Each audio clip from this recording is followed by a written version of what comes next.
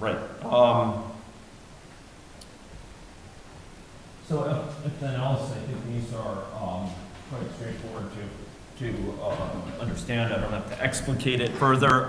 You're going to want your if clauses to line up with the else clauses to line up with the if clauses. Often you'll see an if this, else if this, else if this, else if this, and then an else at the bottom that handles all other cases.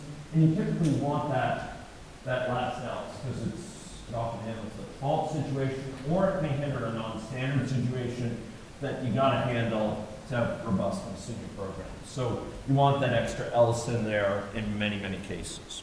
Okay. So you'll have something along these lines. There'll be some default statement. This handles maybe command line arguments to your program. Maybe it handles special cases that require delicate handling. Okay, let's take a look at this. This will be one of the last things we see today. So here we see something that has some issues. What are some of the issues? What are some of the problems with this? Looking at this. By the way, I'm looking at this. Oh man, I'm really just looking at this. This is just so unnecessarily complex, and I just see it and I say, oh man, I don't want to look at that. So what's going on here? What's confusing? I'm sorry? Yeah, okay, yeah, it's kind of dense in space, so it's like a big monolithic block. So that's a good comment. I agree with that. What's it? Sometimes you're saying what? Braces, yeah, different brace conventions. Well, the conventions are K&R style conventions, but they're not used universally. So for example, this upper if will work perfectly fine because technically it has one statement set within an if-else sort of statement. But you probably want to have braces up there to make it very clear it's all within that outer if. It's using K&R, so you have these kind of the ears here, and you have the sort of end of line brace there, but you have no braces here, for example, here. But what else is, so what are the first three statements you see looking from the top?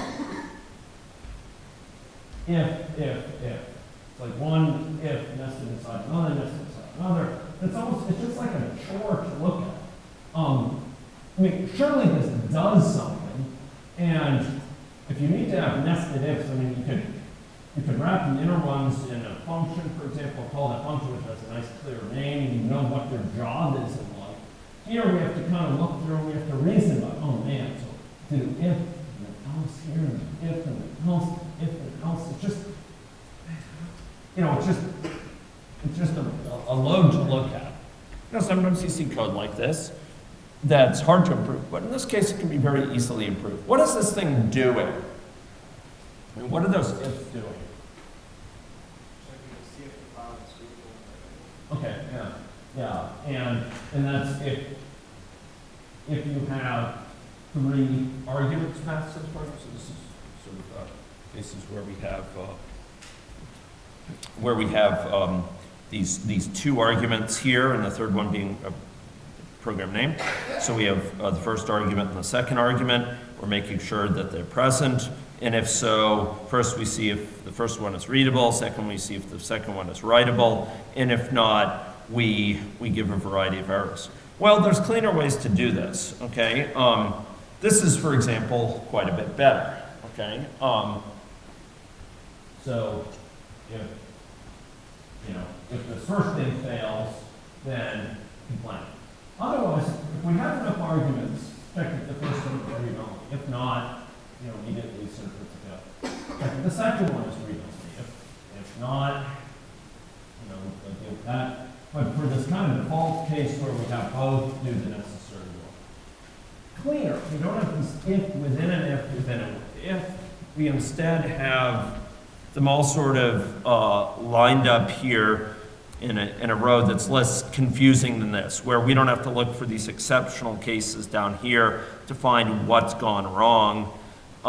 Instead, they're sort of all up here. And you'll notice what's happening here. in these if statements, it's actually initializing this variable, like this fn points to an input file, fout to an output file, and then we actually use it down here. So it's actually getting work done and handling these exceptional cases. So that's a cleaner version of that idiom. Okay, so this would be a sort of if